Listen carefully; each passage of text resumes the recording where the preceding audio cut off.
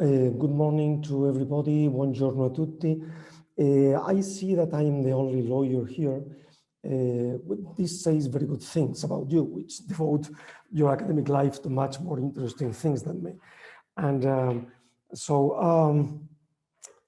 the purpose of my presentation is to explain a few things about the relationship between hiding face and the law, especially when hiding face is done not just to put a piece of cloth on your face, but it's understood as a symbol of something supposedly higher or at least different. So we are not concerned here about the relationship of the law with people that enter a bank hiding their face, because there is a presumed criminal activity in that.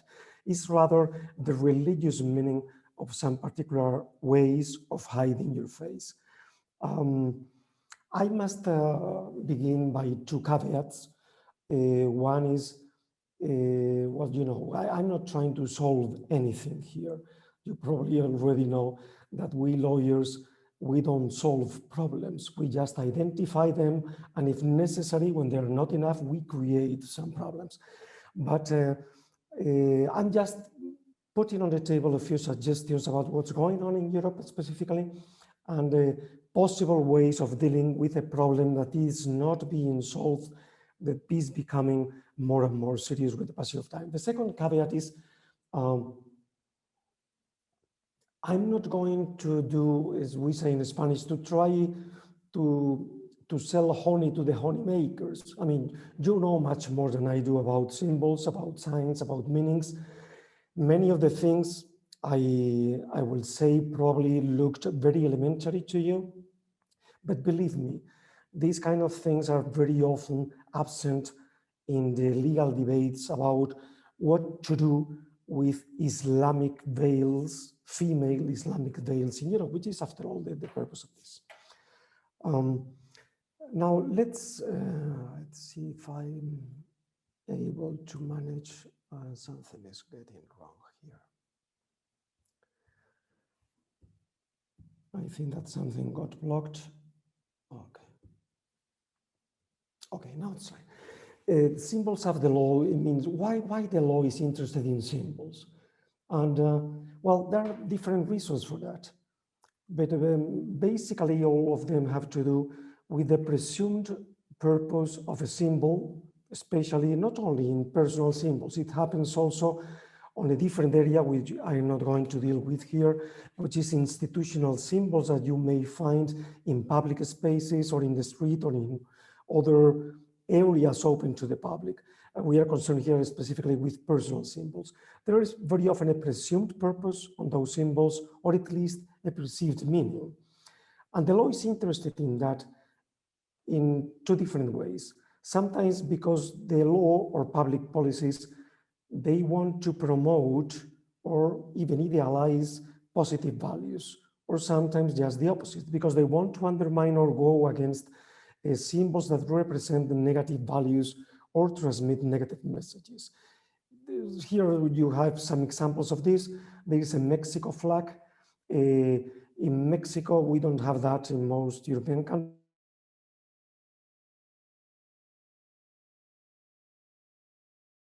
National flag. So sometimes this is used to promote a sense of national identity, but occasionally it may raise problems with religious minorities like Jehovah's Witnesses that think that giving reverence to or showing reverence to the national flag is an act of idolatry. Here you have the main facade of the United States Supreme Court. The picture is too small to see that, but all this building is full of symbols. And like probably happens in most Supreme Courts all over the country, all over the world. But you could see that one of the statues at the entrance is a symbol of justice and equality.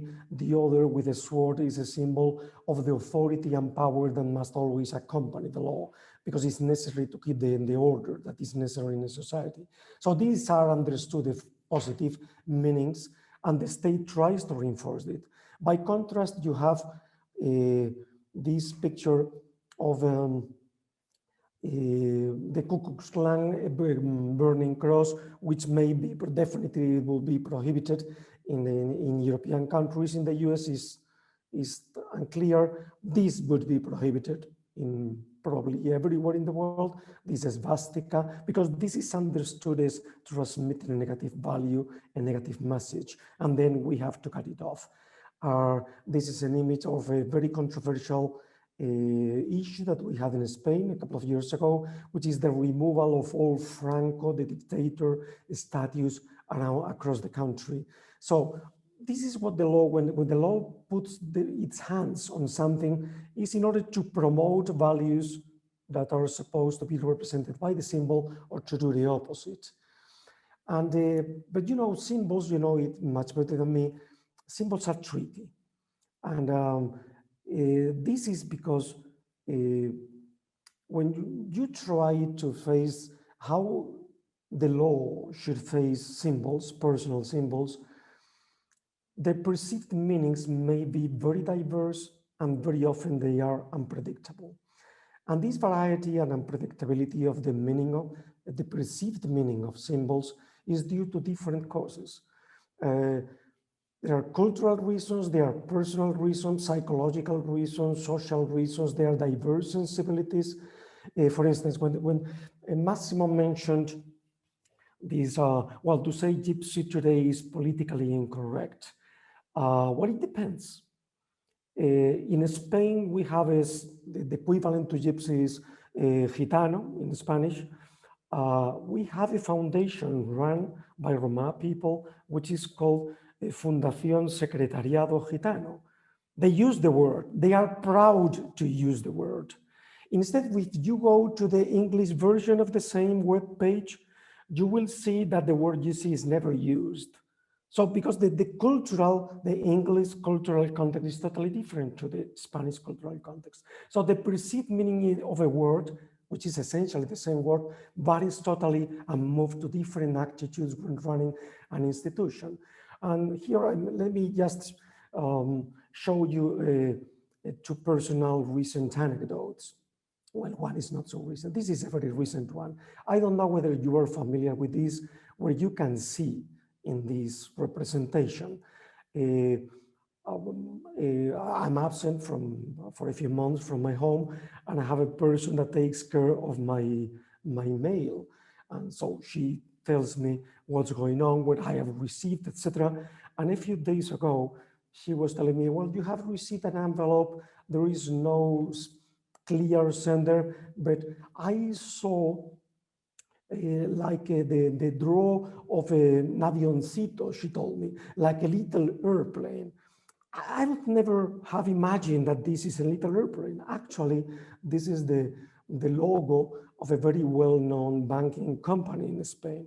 And the design is from the famous artist, the Catalan artist Joan Miró, and it's supposed to mean a person putting a coin in a deposit box.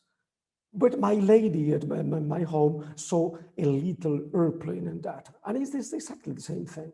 And this is a picture that I took. I don't know, because I'm seeing an overlapping of the photos here. There is a Buddha representation with this rolling sign that was used by the Nazis. So when this is a picture that I traditionally show, I took it in a shop in Taiwan a few years ago. And I used to show it to my students together with other pictures, the beginning of the course, to see how they react. And sometimes I have found surprising reactions in the way of, oh, I didn't know that Buddhism was the ideological roots of Nazism. Because ignorance or prejudice could be one of the reasons why symbols are perceived in a certain way and not a different way. And that has much to do with this perception, or how the different types of Islamic veil play in the European environment. So these are, I'm going to show you a few examples of people who hide their face in public places. No problem with this motorbike. It is a resource. Then the purpose of this is just to preserve. It is a safety purpose. So people have nothing against that. We have nothing against this mask. Not only are acceptable, socially acceptable, they are mandatory these days because of the pandemic. There is a big discussion about the necessity of it or not, but the fact is that they are commonly used. We all use them every day. This is a very well, not only accepted, this is a revered practice in a lot of European, in a lot of Spanish cities. It is a representation of the procession, a religious procession of the Holy Week. In particular, this is in my hometown in Córdoba. You can see the mixture of the old mosque and the Christian procession. People are hiding their faces. This is part of the, nobody has anything against that, just the opposite. Nobody has anything against the carnival in Venice or against the celebrations of Halloween that had become so popular, sometimes with disgusting masks, the product of a very bad Hollywood movie a few years ago. Sometimes people hide their faces on a permanent basis, like in tattoos.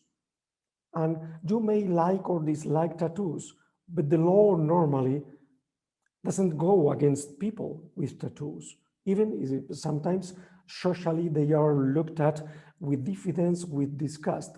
I remember when I was in Japan a few years ago, it surprised me to see an announce on every public bath. I went warning that people with tattoos are not allowed here. So it depends on the culture, but definitely in the Western culture, this is not, I would say, a common way of behaving, but it's an accepted way of behaving. This is a photo of the so-called face skinny. This is one of these paranoid Chinese women that try to preserve the absolute white purity of their skin, while at the same time they want to go to the beach. And this is the result of it. I wouldn't say this is very aesthetic, but this is what they do. People understand that. Well, this is just crazy Chinese women, but we don't have anything against that. It's a matter of principle. Is instead of this kind of, we use the so-called burkini, things began to change in Europe. And you will hear many voices claiming against, oh, they are invading. They don't accept our habits. They don't accept our customs. They are going to destroy the principles of our democratic way of living, etc., etc., etc. Again, it's just the same. This is a popular costume that is, the picture is taken from one of these many online British shops that sell things for parties and so forth. But this is essentially, if you put their head in their face, you may think, well, it's more beautiful than the other. But basically, it's the meaning that many people in Europe assign to one or the other. The first one is fun. The other instills fear in many people. And this is even worse.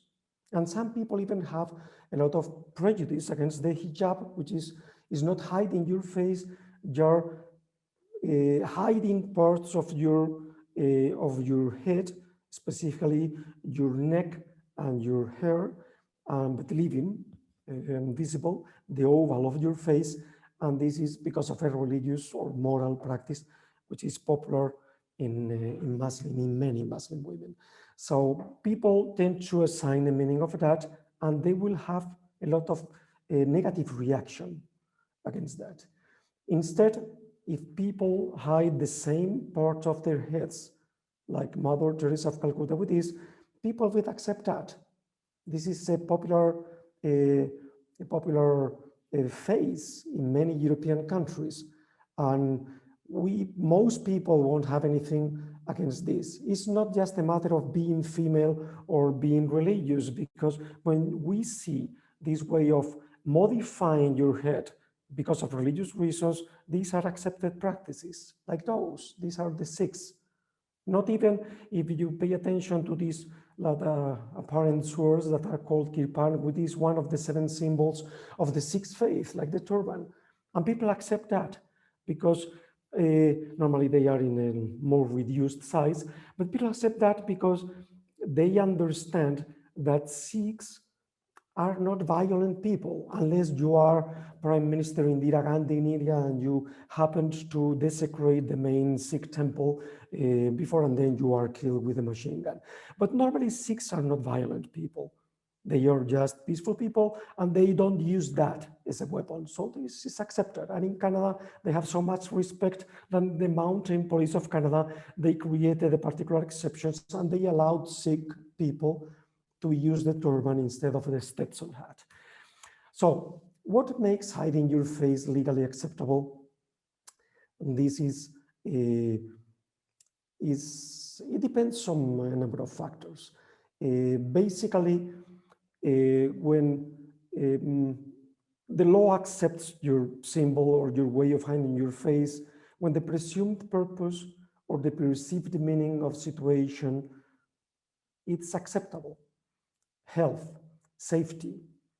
If you enter a bank with your face hidden, that is not supposed to be accepted because safety is involved. But this is just because of fun and you go to a huge party or there is even religion, like in the picture I showed you about the Holy Week in southern Spain. This is considered acceptable or normal or adjusted to Western values. Instead, if there is a presumed criminal activity or if hiding your face may involve security risks, then things begin to change. And again, this is the most problematic part when it comes to the Islamic way of hiding your face by female Muslims, is when this is understood as a way, that particular symbol, the veil, is transmitting a message of support for violence or because it is supposed to support women's submission to husbands. Now, the result of these understandings of the Muslim way of hiding faces has been restrictive legal approaches in Europe. So this is, in Europe, hiding your face basically is all about Islam, even if sometimes the word Islam or Muslim is not specifically mentioned by the law. But this is the real concern. Some legislators, many people don't want to see particular female Muslim symbols. They don't want that as part of the public landscape that we see in our daily lives. And then sometimes they persuade legislators to take measure against them. Those measures normally they are done with apparent impartiality. As I said, they are legal restrictions that they are formulated as prima facie neutral. So they are not against Islam, they are not against Muslim symbols. For instance, in the law of 2004 in France that prohibits very visible personal symbols, strong symbols, ostentatoire, this is the word used by the French law, in public schools. The real concern was the hijab of women. The picture I showed, your face is visible, but you hide your hair, you hide your neck. So they use the word no too visible personal symbol for religious reasons is allowed in public schools. Because we don't want religion, that is the declared purpose of the law, we don't want religion to be a factor of conflict in a public school. Education should be a realm for peace, for free discussion, etc., etc. And the result of this free discussion, we have to leave your religion at the entrance door of the school. We cannot enter with it here. So once you go it out, you can retrieve it again, but not while you're here. The real concern was hijab. They don't want that people realize how popular hijab is becoming among young Muslim women in France, and they imposed this law. The law of 2011 prohibiting the full face veil in all public places, streets included, that this as a model has been replicated in different countries, Belgium, the Netherlands, Denmark. I think that in Norway was discussing a similar measure. So it's in some countries is having some momentum. But again, they didn't, I remember when the law was being discussed, the French legislator sent the draft law to the Conseil d'État, the Council of State, for an opinion, and the opinion of the Council of State was very clear. Prohibiting the full face could happen in particular public places, not in the most public of all, the public street, the public square, provided that in those public places there was a reason linked to public security, to the public safety. So there was, because of the needs to identify the face of a person in a public building, even in an airport, when you're showing your ID to some public official, etc., but not just as a sort of blank prohibition. And instead, the Legislative Assembly of France, they went forward with the law. And the declared reason of that was living together. Living together is important for democratic life. That's the French argument, the French legislators' argument. And that requires that we show our faces to the others. And curiously enough, when this big discussion about the pandemic and the mandatory character of wearing masks is happening in France, it's happening in Germany, it happens everywhere, is really should be mandatory to be to wear a mask in the streets.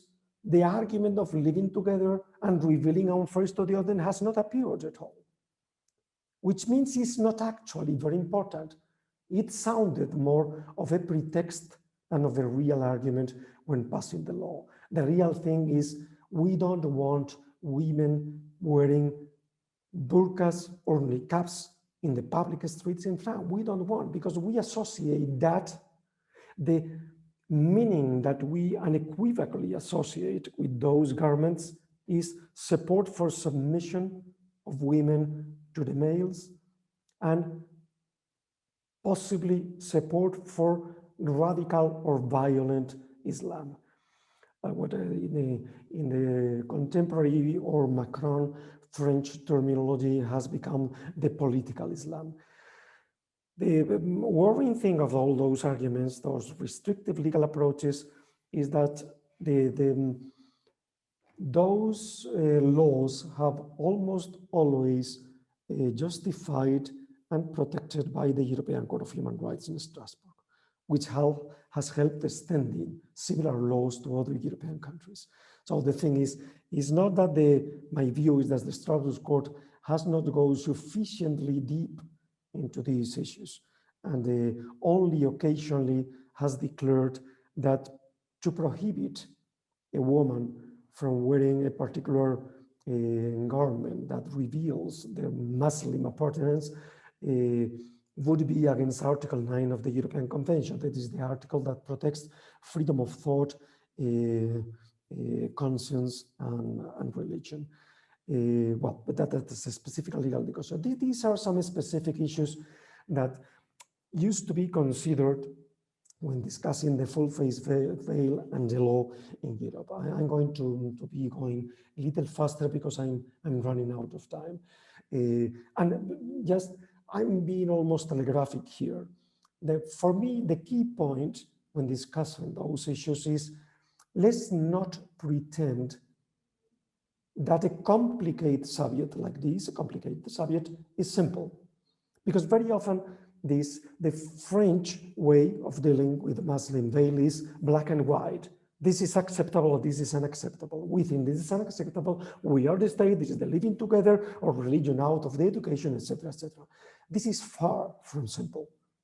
And therefore providing a simple legal solution to a complex reality, to a complex problem, is a gross mistake. And nevertheless, it's happening, I wouldn't say all over Europe, but in quite a few countries in Europe. So security is definitely a significant concern. I'm not simplifying that, Very often we need to identify people, but very often it's possible to use alternative means. And again, sometimes it's a matter of really wanting to do things seriously and with respect for the beliefs of people. I remember a case happening also in the Strasbourg jurisdiction quite a few years ago of a woman entering the French consulate in a Moroccan city because he wanted to obtain a visa to visit her husband in France. And she was asked, she was wearing a niqab, so only the eyes were visible, and she was asked to take away the veil in order to be identified. And that was done by the male guard at the entrance of the consulate. And the woman responded, I don't have any problem with identifying myself and revealing my face, but please let me to do it in a private place in the presence of a woman. And that was denied. Either you do it now before me or you don't enter the consulate. That for me is not a serious way of dealing with a problem which is very sensitive for many people, whether we agree or we disagree with the symbol, which is not, it should not be relevant for legal purposes. It's not a matter of agreeing with the meaning. Just because of that, we have freedom of opinion. Because of that, we have freedom of belief. We have freedom of religion because we respect different positions of people as far as they don't endanger superior social or legal interests. Now, another specific issue to consider, the presumption that Islamic symbols transmit a univocal message. This is untrue. There are many diverse motivations why a Muslim person may wear a symbol. And this is, we should not be taken for granted that because a woman wears a hijab, she's a submissive woman. Or because she's wearing a burqa, she has been forced to do that. Of course, we have to guarantee their freedom, but we not can make a necessary association between wearing a particular garment or symbol and the meaning of that we non-Muslim people attribute to that meaning, to that symbol. This is the third one is something that sometimes make me a little angry, which is the freedom of choice of women is involved in here. And very often when we try to prohibit women from doing certain things, it's because we are using a paternalistic attitude, which in theory is the one fought by the law that doesn't want submissive women. But basically the underlying argument is we are going to force you to be free and to be free in the way we want you to be free. In other words, you can be free as a woman, but only provided that you are free the way we want you to be. So if you are a paranoid Chinese woman trying to protect yourself from the sun, no problem with your face skinny on a beach. If you are a Muslim woman, who actually is revealing more face than the Chinese one, then we have a serious problem here. That is, for me, that is paternalistic. That is not respectful of the women's freedom. Of course, we have to guarantee the freedom of choice of women. And I understand that very often this is not very easily done by the state because people may have a lot of social pressure in their particular, the area of the city where they live, or pressure from their families, or from their brothers. But the law has to be very respectful and especially not to create what we call absolute presumption, legal presumptions. You show this, we attribute in misery, this is the consequence of that. So social isolation, if we prohibit women from doing the skit with full face, we are isolating them more than they actually are. The theological debate, does actually Islam oblige, as a moral constraint, oblige women to wear a particular kind of veil? That is a theological debate, but this is not for the state to take a part in this debate. This is a religious thing, not a state thing. The reciprocity debate, again, the we and they don't share our values. Who are we? Who are they? That is very often not so very clear. And then very often when we try to deal with these issues, we don't pay sufficient attention of the idiosyncrasies of the particular public spaces. An educational center is not the same as a public street or the working place, which is public but private at the same time. And we have had some interesting cases in the Court of Luxembourg, the Court of Justice of the European Union, about can a company oblige a woman to remove their headscarf, the hijab, because a client has requested it, because the client doesn't like a woman wearing a hijab when she's visiting as an engineer the factory, the courtrooms. Can a witness wear a hijab? Can a witness wear a niqab? Now, what is the identification? Well, but in certain procedures, for instance, when we, you may know that but it's a very Italian topic, in witnesses against mafia, like in Spain, in witnesses against terrorist activities, we allow for specific procedures in which the identity of the witness can and should be preserved because he can be attacked because of their testimony.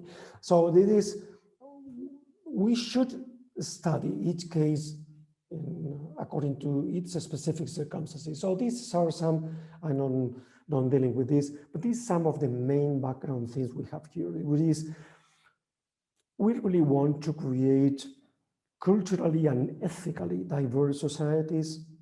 How much moral do we send? Are we prepared to accept? Are we very clear about which our non-negotiable values are? These values that we cannot transact, we cannot give in, but don't forget, some of these non-negotiable values is respect for freedom of religion or belief. And what is the place that religion should have in the public sphere? Should we have a common pattern in Europe, or should it be left exclusively to the discretion of national authorities? Which is linked to the third topic, which is the notion of the state neutrality. What do we mean by the neutrality of public institutions? Do we want inclusive neutrality? Every belief can be seen here, or we want exclusive neutrality? No religion can be seen here, like in France. So these are questions that should be properly addressed and are not easy, I understand. And these are some quick suggestions for the future: avoid the stigmatization, diffidence about the state control. These new policies of Macron, state control has never been the solution to this complex problem. The history has taught us that. The significance of religious literacy, ignorance about religion is the source of huge prejudice, not only with regard to Islam, with regard to many other religions, Christianity included.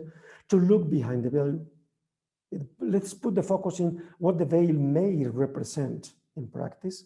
Attacking the symbol doesn't work.